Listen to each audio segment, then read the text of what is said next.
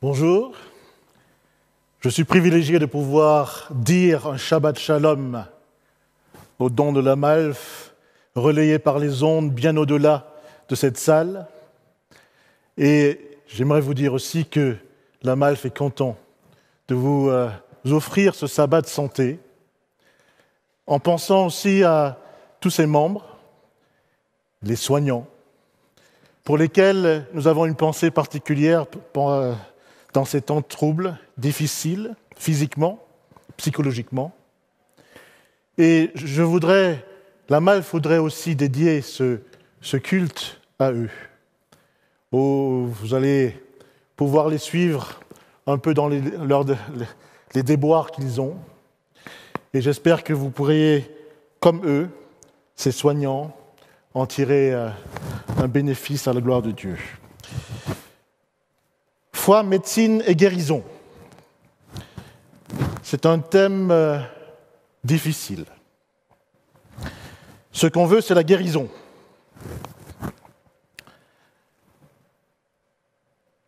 Ce qu'il faut agencer, c'est la foi et la médecine. Alors il y en a qui pensent qu'il faut, pour la guérison, éviter, si se peut, la médecine. Dans la Bible, le mot médecin ou médecine est mentionné une douzaine de fois, et puis il y en a une qui encourage dans ce sens. C'est le syndrome d'Asa. Vous connaissez le syndrome d'Asa ? Le syndrome d'Asa parle d'un jeune roi qui avait quelque chose au pied. On ne sait pas très bien, un pied diabétique. Bon, en tout cas, ça allait mal. Et le texte nous dit, dans 2 Chroniques, Asa, au lieu de chercher Dieu, il allait chercher les médecins. Et puis le texte nous dit, qu'est-ce qu'il me dit ? Asa est mort, entièrement mort. Ça pose le décor.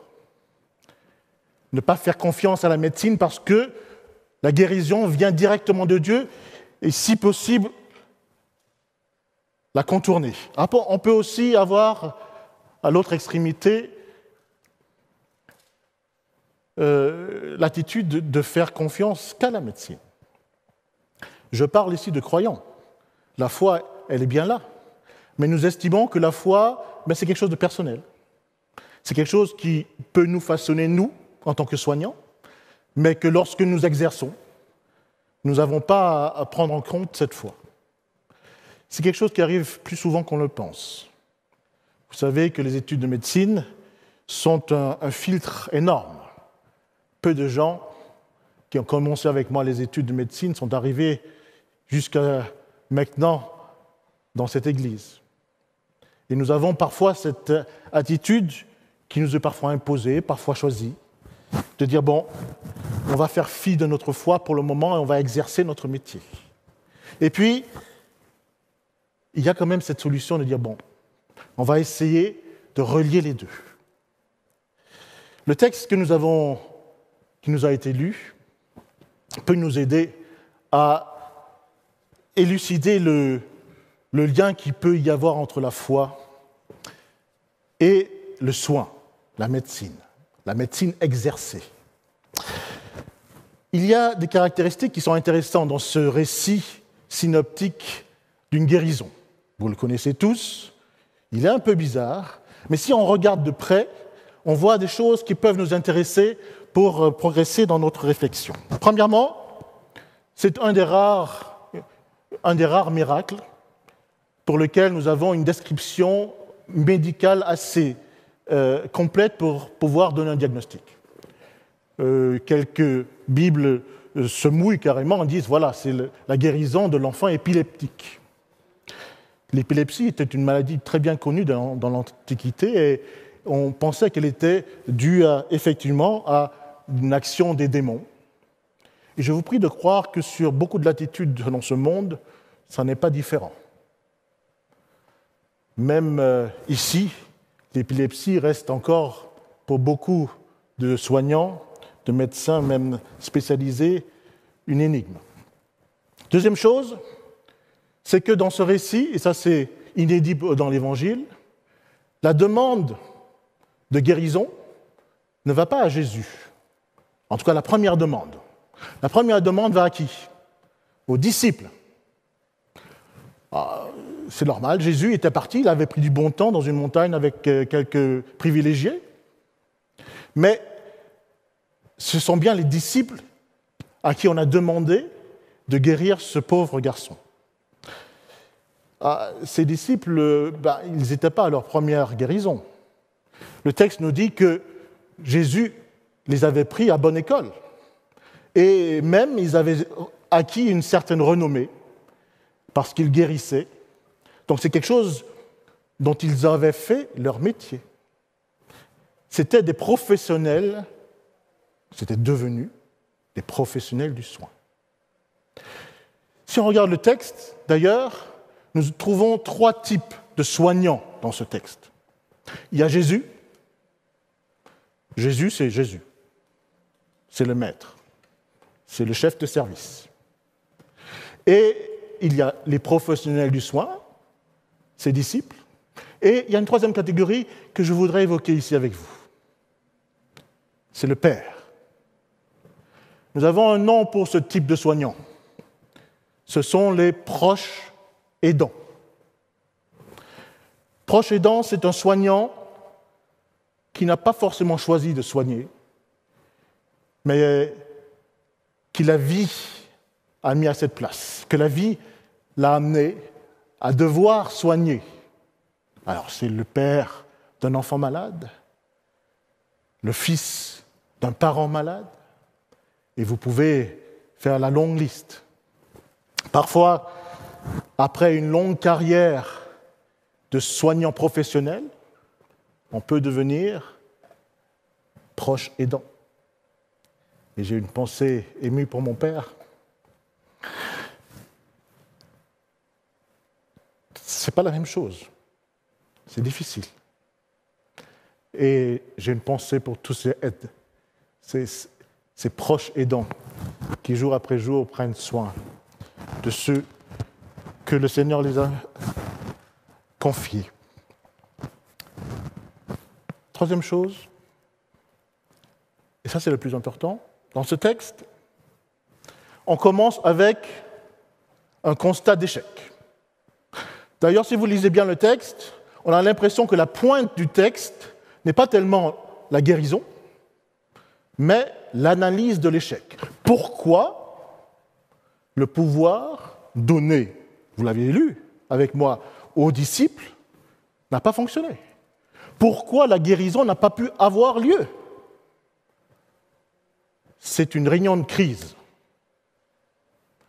D'ailleurs, à la fin du texte, il y a cette réunion de crise, les disciples vont autour de Jésus et ils posent la question, qu'est-ce qui s'est passé? Dans mon monde, dans le monde médical, on a un nom. Ça s'appelle les RMM. Les réunions, mortalité, morbidité. Pour les intimes, les rememeux. Ce sont des réunions dans lesquelles on se met ensemble et on dit voilà, qu'est-ce qui n'a pas fonctionné dans le soin que nous avons administré aux patients qui nous ont été confiés. Dans un service comme le mien, de chirurgie viscérale et oncologique, c'est une instance extrêmement importante, essentielle. Et dans mon service, tout le monde peut déclencher une RMM pour un patient où on estime que les choses n'ont pas bien marché. Et on se met autour d'une table. Il n'y a pas d'accusé, il n'y a pas de fautif, mais on essaie de voir qu'est-ce qu'on peut faire mieux et pourquoi ça n'a pas fonctionné. C'est dans cet esprit de RMM que je voudrais qu'on analyse un petit peu notre manière d'utiliser notre foi dans notre soin. Donc, plus loin, Jésus demande au Père, si tu crois, pourquoi tu dis si tu crois? Si tu crois, tout est possible. Et ce Père commence à espérer, est-ce qu'effectivement, ma foi peut sauver mon enfant? Est-ce que cet enfer peut se terminer avec cela? Donc vous voyez bien que ce texte nous donne à réfléchir sur la foi De qui? La foi des soignants et l'impact que cette foi a sur qui? Les soignés. Quel est l'impact de ma foi sur le soin que je prodigue? C'est bien ça la question de ce texte. Alors je vous invite à aller plus loin et voir un petit peu effectivement ce que cette foi peut nous apporter. Pour cela, on va essayer, parce que c'est une question qui peut nous amener loin, essayer de rester dans un cadre bien précis. On va voir quelle est la valeur thérapeutique de la foi.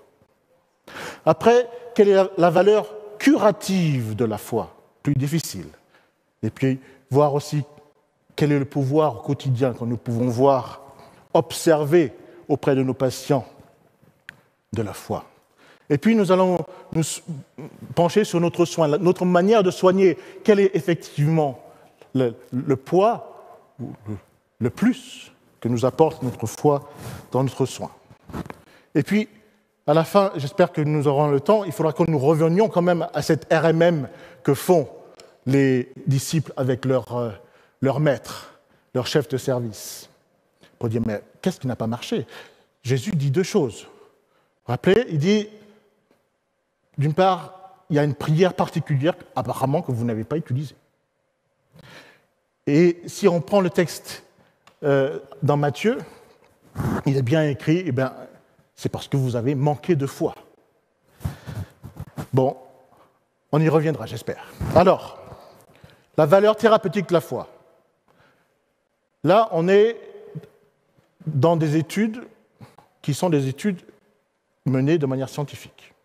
Ce sont des choses que nous connaissons déjà depuis une bonne dizaine d'années et les neurosciences ont explosé sur le fait de pouvoir analyser l'effet de la foi, de la spiritualité en général sur la convalescence, la maladie, et sur l'approche de la maladie, que ce soit des maladies chroniques ou des maladies, surtout des maladies chroniques d'ailleurs. Vous avez cette étude qui est bien connue, qui est plus large que la maladie, qui explore la vieillesse, avec des blue zones qui ont montré des gens qui vivaient très longtemps. Et dans ces facteurs, des véritables facteurs de santé ont été isolés la croyance en un Dieu aimant, l'adoption d'un choix de vie sain, la pratique de la prière et de la méditation, la lecture d'écrits inspirés, l'appui spirituel d'une communauté de foi. Intéressant. Vous avez des scientifiques de renom, comme ce professeur Grubman au Harvard Medical School, qui s'est penché directement sur comment est-ce qu'on peut mesurer ce que donne, il a appelé ça l'espoir. Et il a pris ces patients de maladies chroniques. Il a essayé par plusieurs tests et plusieurs études de mettre en évidence le plus qu'apportait l'espoir dans l'approche de la maladie. Et sa conclusion, vous pouvez lire ce livre qui est très intéressant, La force de l'espoir, modifier la neurochimie. Je vous prie de croire qu'actuellement, les thèses sur la neurochimie provoquée par la spiritualité, ça explose. Donc oui, la foi a une valeur thérapeutique, ça c'est sûr. Qu'en est-il de la valeur thérapeutique au quotidien? Est-ce que, au-delà des services, nous avons le versant des choses? La foi peut aussi être un obstacle à la guérison. Vous le croyez? Première victime, attention, de ces extrêmes religieux par rapport à la santé, c'est souvent nos enfants. Et puis, il y a notre manière de réagir par rapport aux accidents de la vie, aux maladies qui nous tombent dessus. J'ai un patient qui me disait, il était croyant, très engagé dans son église, il venait me voir pour un cancer qui était avancé. Il me dit, docteur, je sais bien que je ne devais pas penser comme ça, mais imaginez-vous, si la foudre vous tombait dessus, est-ce que vous ne questionnerez pas votre relation à Dieu? La foudre vous est tombée dessus, est-ce qu'il n'y a pas quelque chose qui ne va pas avec Dieu? Eh bien, c'est la même chose pour mon cancer. Je pensais être dans le droit chemin, je pensais avoir tout fait. Et puis ça me tombe dessus. Je regardais, je dis, qu'est-ce que je vais lui dire? Qu'est-ce que je peux lui dire? Est-ce que je vais lui sortir les statistiques pour lui dire que les cancers sont bien plus fréquents que les coups de foudre? Est-ce que ça va changer quelque chose? Non, nous avons cette culpabilité qui peut renaître en nous parce que nous estimons que, en tant qu'enfants de Dieu, nous devrions être protégés. Et ça peut poser problème. Parlons de la valeur curative. Alors, c'est plus compliqué. On parle d'une guérison qui pourrait être attribuée à la foi. On appelle ça un miracle. Dans notre jargon, les miracles, ça n'existe pas. On parle de guérison inexpliquée. Attention, là aussi, soyons honnêtes, dans un esprit de RMM. Guérison inexpliquée par la médecine actuelle, des guérisons ou des rémissions, dans le cancer on parle de rémission, des cas de régression de la tumeur sans qu'un traitement. Et après il me pose la question, est-ce que vous avez vu des cas de rémission complète, comme moi? Oui, j'en ai vu. Pas énormément. Première chose, en matière de cancer, les rémissions, les guérisons gardent toujours une part de mystère. Vous pouvez avoir la même tumeur, appliquer le même traitement et avoir des réactions complètement différentes, selon une personne à l'autre. Ça, c'est important de savoir, important d'expliquer. Il y a une chercheuse qui s'est penchée sur ces rémissions spontanées en matière de cancer. Elle a eu une attitude assez scientifique. Elle n'a pris les cas déclarés uniquement dans des publications sérieuses scientifiques. Elle est remontée jusque dans les années 40, même avant. Elle en a sorti 1000, ça s'appelle de Kelly Turner, et elle a regardé ce qui était le fil conducteur de ces rémissions spontanées, dites spontanées. Et elle s'est rendue compte que le mot spontané n'était peut-être pas le bon. Et elle parle de rémission improbable. Pourquoi improbable?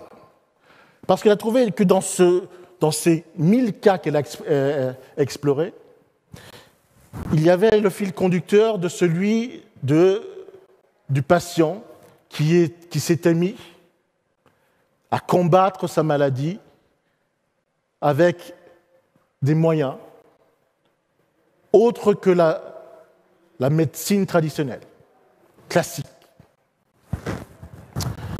Et elle conclut que dans ces facteurs qui aident justement à cette rémission complète, improbable mais réelle, il y avait 9 dont, et puis je vous prie de croire que ça ressemble étonnamment au point que vous avez dans le New Start. Tiens.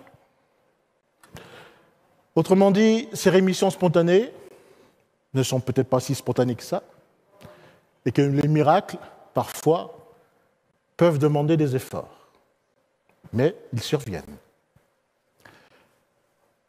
Autre médecin, bien français celui-là, nourri au biberon cartésien de la neurologie, a écrit un bouquin « Guérir quand c'est impossible ».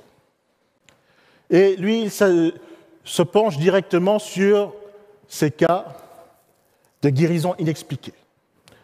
Il nous dit, en premièrement, si les oncologues, eux, ont tous des rémissions spontanées dans leur patientèle, moi, j'en ai aucune. En matière de neurologie, la dégénérescence, l'Alzheimer, la maladie de Charcot, latérale amyotrophique, tout ça, c'est comme si le miracle ne passait pas la barrière hématocéphalique. Il n'y a pas de miracle chez moi. Et donc il s'est pensé, c'est pour ça que je me suis penché sur les guérisons spirituelles. Et je suis allé vraiment voir, est-ce qu'il y avait peut-être une once d'espoir pour mes patients dans ces guérisons spirituelles. Sa conclusion, c'est nous ne pouvons ni nous passer des forces mentales. Les forces mentales, il parle de la méditation, de l'hypnose, des choses qui trouvent de plus en plus accès à nos services de médecine classique. Tiens, je vais vous choquer peut-être. Dans mon service, qui traite du cancer, j'ai des bénévoles qui passent voir mes patientes opérées du cancer du sein. Ces bénévoles sont venus me voir il y a maintenant plusieurs années. Ils ont demandé, docteur, est-ce que dans l'entretien et dans la prise en charge que nous avons avec vos patientes, vous nous autorisez d'indiquer un coupeur de feu?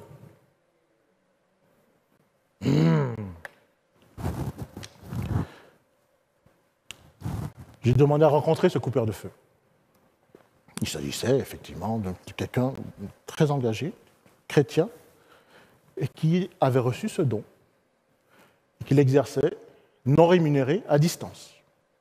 Donc, j'ai donné mon accord pour que les patients, en étant dans mon service, soient soignés à distance pour leur enlever les effets néfastes de la radiothérapie sur leur sein. Ça vous choque? On parle de la vraie vie, celle des soignants. Il y a un bureau de constatation à Lourdes, passionnant, des recueils, et puis vous pouvez les consulter. Allégations de guérison miraculeuse ont retenu 70 depuis 160 ans. Les critères sont extrêmement sévères. Ils deviennent de plus en plus sévères d'ailleurs. Mais il y en a quand même 70. Je suis bien obligé de le voir.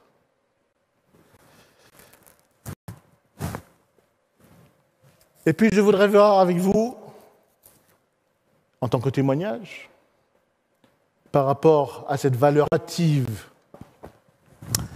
de la foi, finalement ce que je crois.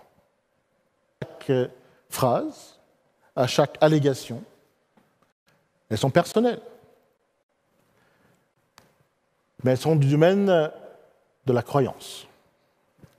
Et puis vous pourrez cocher ou pas. La foi, nous croyons par rapport à un non-croyant. C'est ça qui est le cœur, le pivot qui peut amener à ce que la foi ait un impact sur votre soin ou pas. Si je pense que quelle que soit la manière dont elle vient, la guérison est un don de Dieu, je ne peux me mettre que à son service et assumer mon rôle d'instrument. Ça, c'est pour moi essentiel. Alors, vous couchez ou vous ne couchez pas. Rien n'achète la guérison. Même pas la foi. C'est comme ça. On est toujours dans l'esprit RMM. On met les choses sur table. C'est ça la vraie vie. La foi conditionne pas toujours la guérison. Beaucoup de fois, dans les récits que nous avons des guérisons, il y a ça. Est-ce que tu crois vraiment que je peux le faire? Et ta foi t'a sauvé? Va et ne pêche plus. Mais il y a des fois où il n'y a pas de foi du tout. Dieu, ou Jésus même, dans le récit des évangiles, guérit, donne la guérison aux personnes, parfois parce qu'ils ont la foi, et parfois pour qu'ils aient la foi. Étonnant, non?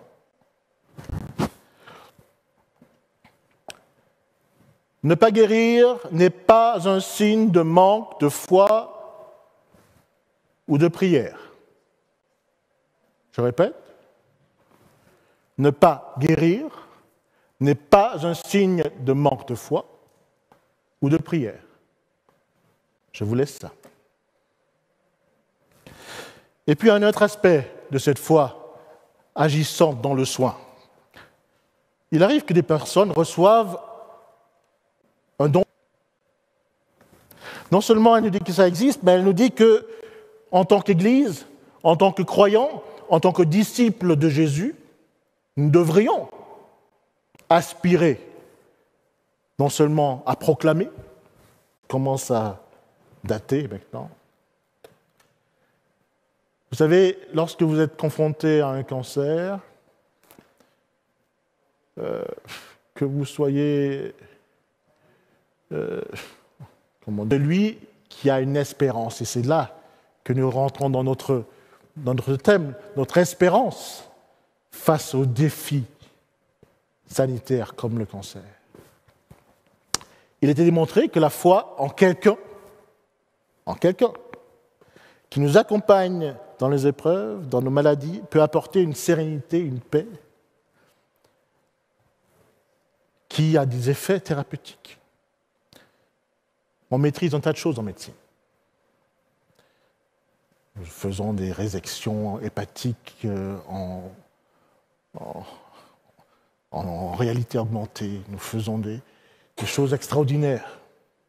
Nous avons des réanimations, nous avons des produits extraordinaires pour combattre les maladies, tout confondu.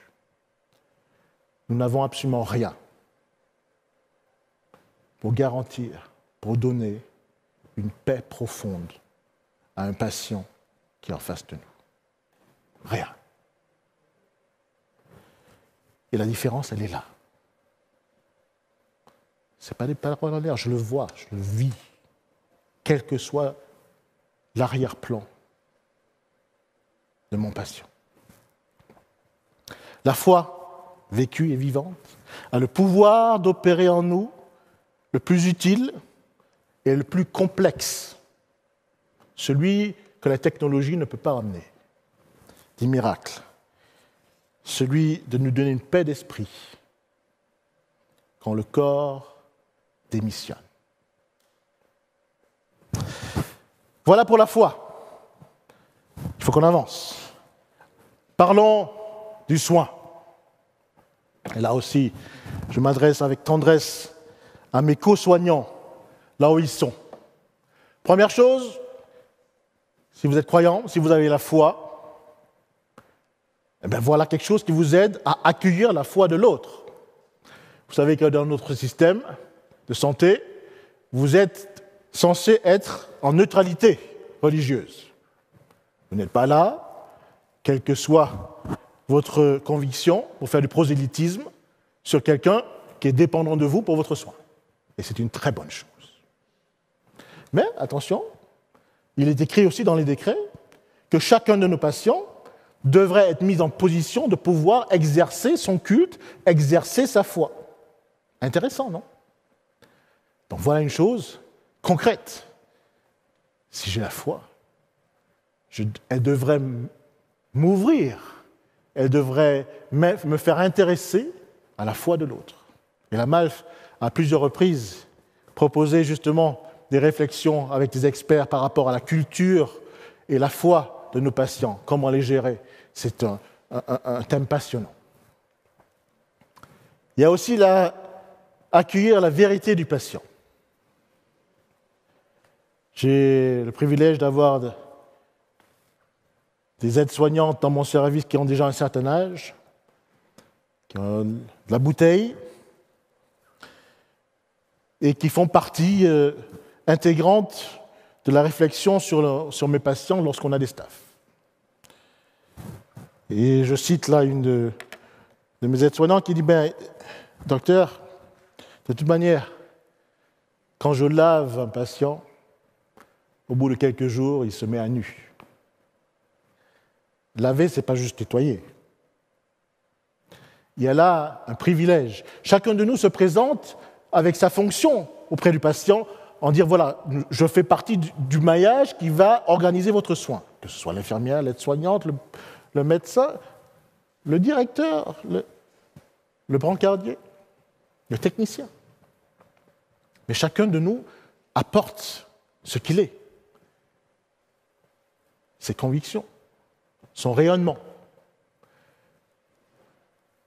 Et ceux d'entre vous qui exercent ce métier suffisamment longtemps savent très bien que les patients, souvent les patients lourds, avec des maladies lourdes, ou les enfants qui ont passé beaucoup de temps dans les hôpitaux, il suffit qu'ils vous regardent comme ça, 3 secondes, quand vous rentrez dans la chambre, ils vont juger. Ils savent exactement ce que vous allez leur dire. La vérité, en médecine, c'est complexe. Encore plus en oncologie. L'information, c'est ce que le médecin dit au patient. La vérité, c'est ce que le patient a compris. C'est bien différent. Et c'est là que prendre soin rentre en compte. Combien de fois mes équipes sont passées derrière moi pour réexpliquer et réexpliquer ce que je m'étais évertué en étant fier de moi. D'expliquer avec des termes, à mon avis, le plus compréhensible possible. La vérité dans la maladie est un atout que nous pouvons présenter soutenu par cette foi, en regardant les choses en face. Je veux dire 2 mots sur l'épuisement et la vocation. Vous savez, la vocation d'un soignant est rarement instantanée. C'est un champ tellement vaste, tellement divers, tellement éclectique, que souvent ça nous prend du temps pour trouver vraiment notre voie. J'ai dans mon service des soins de lit palliatifs. Et à un moment donné, on a dû choisir parmi mon staff des gens qui allaient s'occuper de ces lits palliatifs. Et encore récemment, j'ai pu discuter avec l'une d'entre elles, dit voilà, je n'aurais jamais cru. C'est vraiment là que j'ai trouvé ma voie. Je voyais le patient avant, pour moi c'était effectivement un travail, mais c'est là que je suis arrivé à pouvoir exercer véritablement mon métier. Je vous ai promis de parler de l'arrêt même des disciples de Jésus. On va laisser ça tomber. Pour vous dire, essayez de retenir, d'analyser ce qui a été dit. Jésus dit, vous n'avez pas pu guérir ce gamin parce que c'est une prière particulière. Vous avez lu comme moi. Et en Matthieu, il dit parce que vous n'avez pas la foi suffisante. Et il parle de foi, après, des fois qui font des choses aussi absurdes que déplacer des montagnes. On a l'impression qu'il y a 2 types de prières, et c'est C.S. Lewis qui l'explique très bien dans un de ses bouquins, je ne sais plus lequel. 2 types de prières qui nous sont proposées. Il y a la prière, formule A, celle que Jésus nous enseigne, ça tombe bien.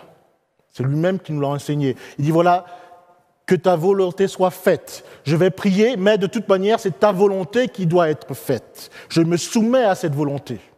Et nous avons l'exemple où il prie lui-même comme ça dans le jardin Gethsémani. Donc nous avons là une prière, une supplication qui est sous forme conditionnelle.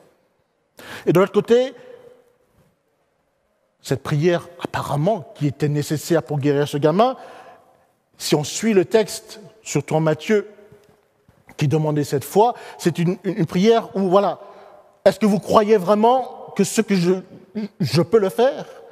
C'est un autre passage dans Matthieu avec l'aveugle, et vous dit, voilà, est-ce que tu le crois? Ben, si tu le crois, tu vas recevoir exactement ce que tu as cru que je pouvais faire. Et puis, dans Matthieu et en Marc, nous avons cet épisode qui suit l'épisode du figuier desséché, où Jésus dit, mais si vous aviez la foi, vous pourriez faire des choses aussi hallucinante que de déplacer cette montagne et la jeter dans la mer. Vous avez compris. La formule A, c'est la prière du soignant, du professionnel de santé. Je prie comme ça pour mes patients. Parce que j'ai en tête les statistiques. Parce que j'ai en tête la veille ou l'avant-veille, la mort de mes patients. Parce que je sais de quoi est faite cette maladie. Je prie quand même. Qui est-ce qui prie avec la formule B? On reste terre à terre. Esprit RMM. Qui est-ce qui prie comme ça? Dans notre texte, c'est le Père. Le Père qui prie comme ça, il a du mal, mais il essaie. Il dit, aide-moi à prier comme ça. C'est le père d'un enfant malade. C'est la fille d'une mère agonisante. C'est lorsque nous sommes complètement impliqués que nous n'avons pas d'autre choix que de prier comme ça. La question qui se pose, c'est comment voudrez-vous, vous-même, qu'on prie pour vous?